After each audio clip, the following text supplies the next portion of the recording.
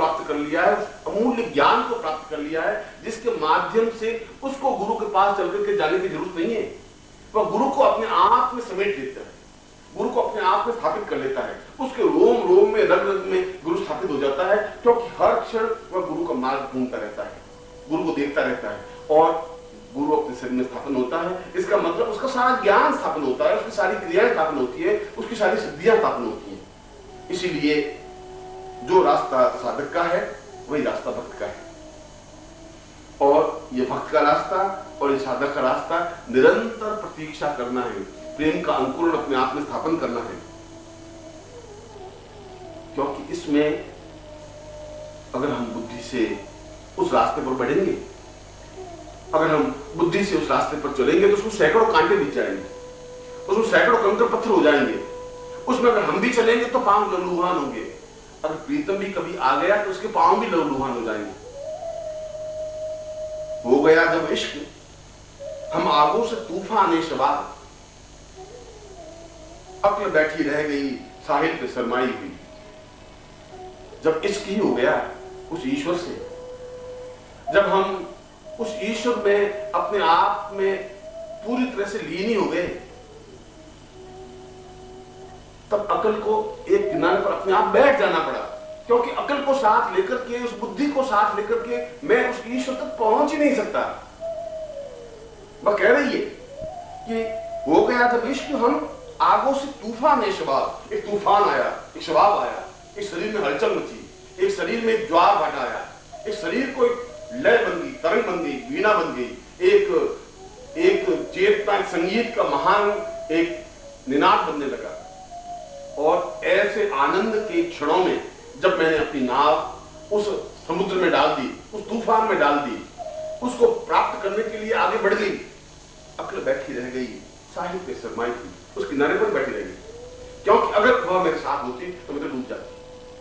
अक्ल तो आदमी को डुबो देती है, अक्ल आदमी को भटकाती है, बुद्धि आदमी को प्रभावित करती है, बुद्धि गणित करती है, बुद्धि हिसाब करती है, बुद्धि लेखा जोखा करती है कि ये चीज उचित है अनुचित है, ऐसा करने से कोई फायदा नहीं है, ये 4 घंटे बर्बाद हो गए, ये 4 घंटे में 5 रुपए हम कमाते।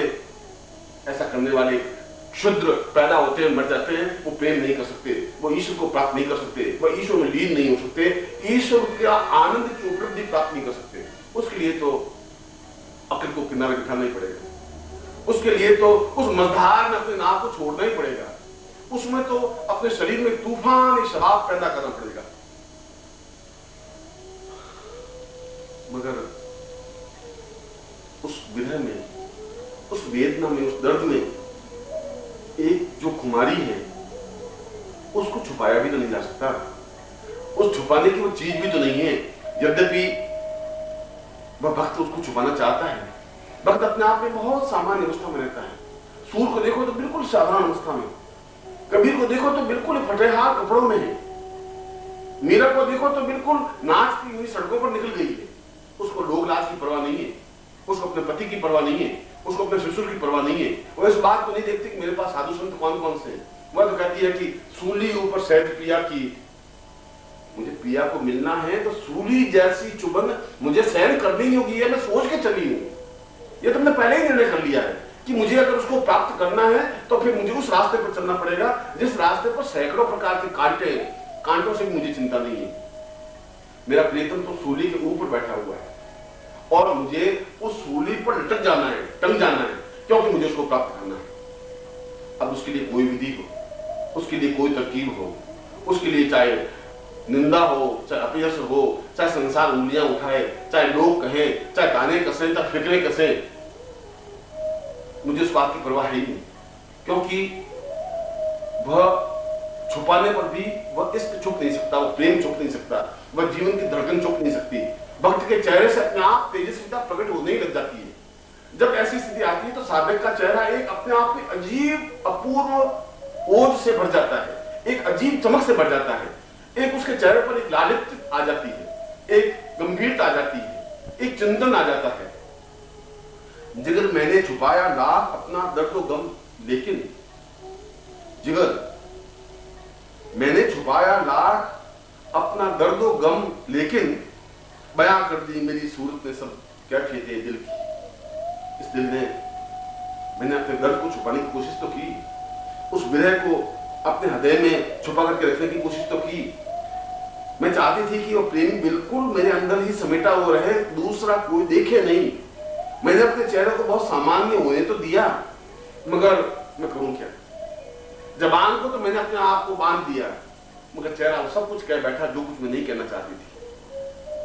क्योंकि इस चेहरे पर एक चमक, एक अजीब प्रकार की चमक देख के लोग भाप गए कि जरूर कुछ है।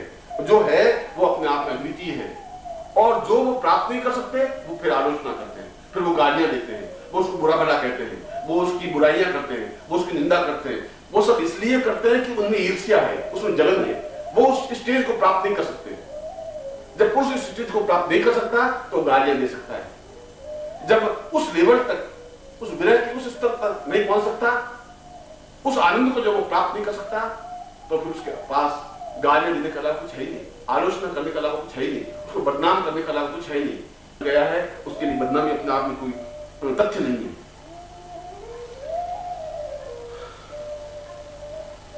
और सुंदरदास ने बड़ी एक सुंदर बात कही है, अपने आप को स्त्री समझ करके। सुंदरदास तो बहुत बड़ा भक्त हुआ है, उसने ईश्वर को अपने सामने देखा है। और सुंदरदास कह रहे सुंदर विरहनी अधजली दुख कहे मुख रोई। सुंदर विरहनी अधजली दुख कहे मुख रोई, जारी बारी के भस्म भी धुआं नक्शे कोई। मैं कैसी हूं? मैं तो अध जली हुई हूं, पूरी जली भी नहीं। अगर पूरी जल जाती है, खाक हो जाती है, लीन हो जाती है, तब भी कोई बड़ी बात नहीं होती। या फिर मुझे शुरू में जलना ही नहीं चाहिए था, इस विरह के इस पगडंडी पर पांव रखना ही नहीं चाहिए था, मुझे उस प्रीतम की तरफ एक उंगल उड़ना ही नहीं था, मगर मैंने तो पैर उठा दिया, मैं उसकी तरफ बढ़ गई और बढ़ गई और अध जली रह गई। सुंदर विरहनी अध जली, आधी जली दुख कहे मुख रोई। अब मैं किसको कह सकती, क्योंकि अब पीछे सरकना मेरे बस में नहीं है, क्योंकि मैं उस आनंद को चख चुकी हूं, उस प्रेम के आनंद को मैंने जो कुछ अनुभव किया है, उस प्रेम के आनंद को मैं छोड़ नहीं सकती। अब मैं पीछे नहीं सक सकती, अब मेरे पांव पीछे नहीं हट सकते। जारी बारी के भस्म भी, आधी जल गई हूं, आधी में भस्म भी हो गई हूं। मुझे मालूम है कि इस जलने में बहुत वेदना है, मैं जानती हूं कि इस बलने में आंखों में आंसू, तड़प और वेदना के अलावा कुछ नहीं है, मगर फिर भी वह आनंद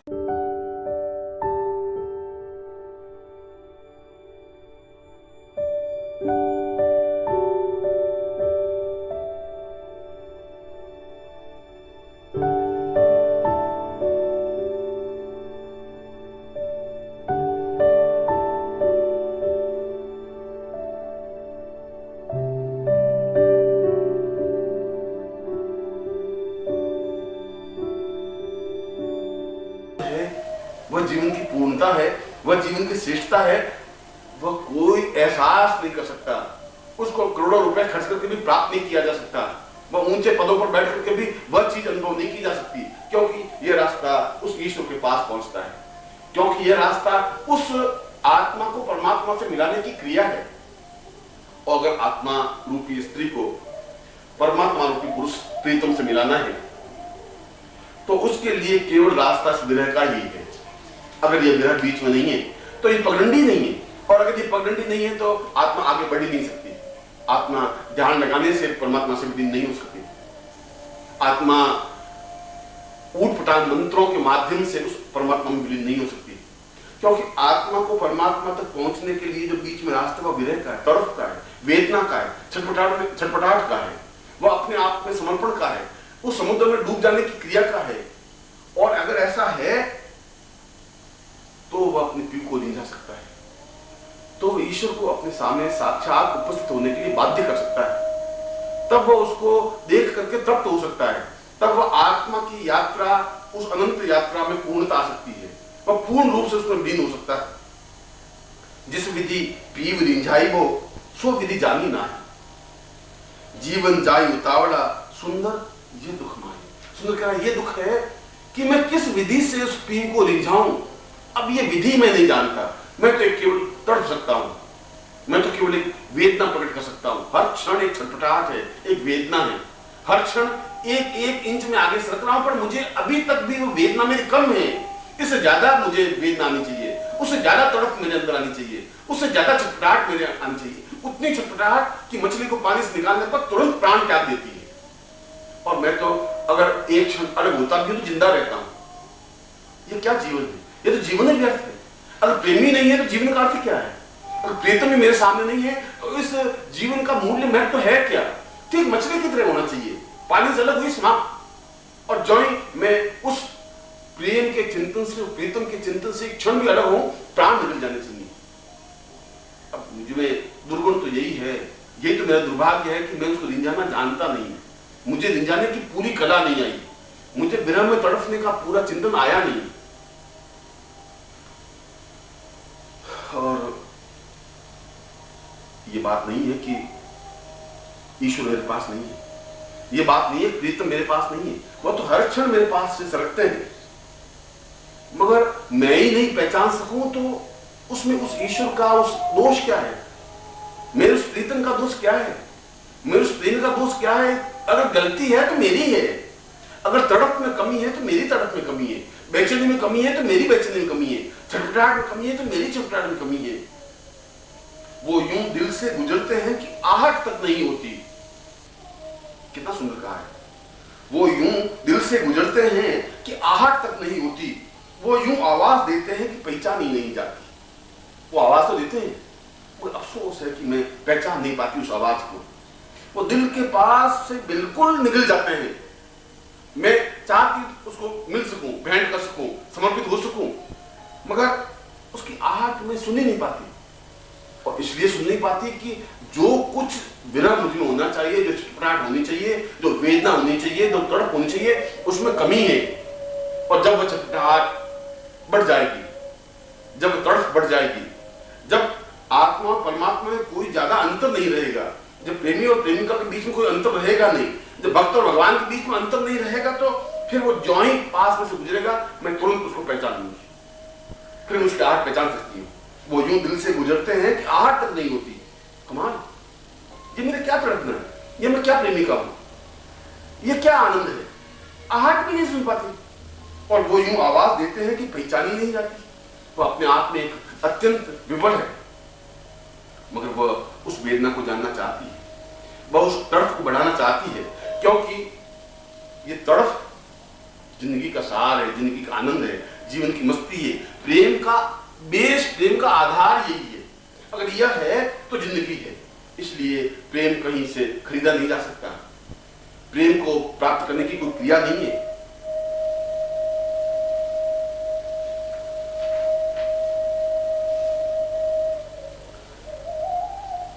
मैंने इस साधना की भावभूमि को आपके सामने स्पष्ट किया है।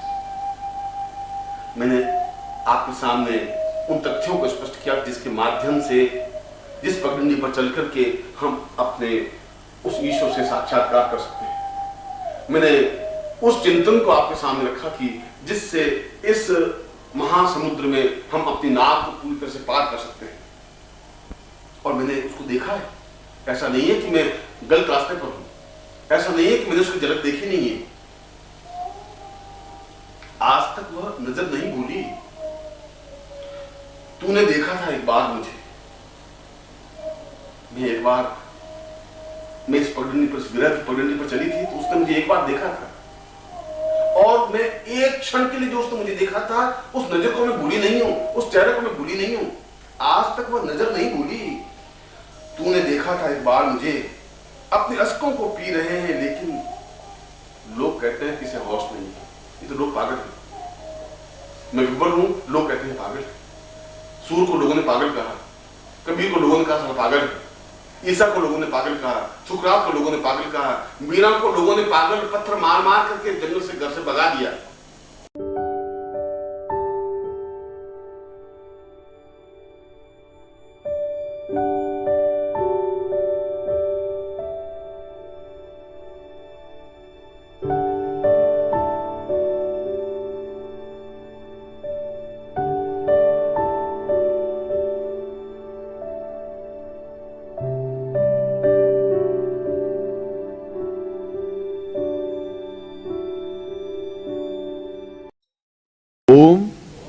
परम तत्वाय नारायणाय गुरुभ्यो नमः। ओम ह्रीं मम प्राण देह रोम प्रतिरोम चैतन्य जाग्रय ह्रीं ओम नमः। ओम भूर्भुवः स्वः तत्सवितुर्वरेण्यं भर्गो देवस्य धीमहि धियो यो नः प्रचोदयात्।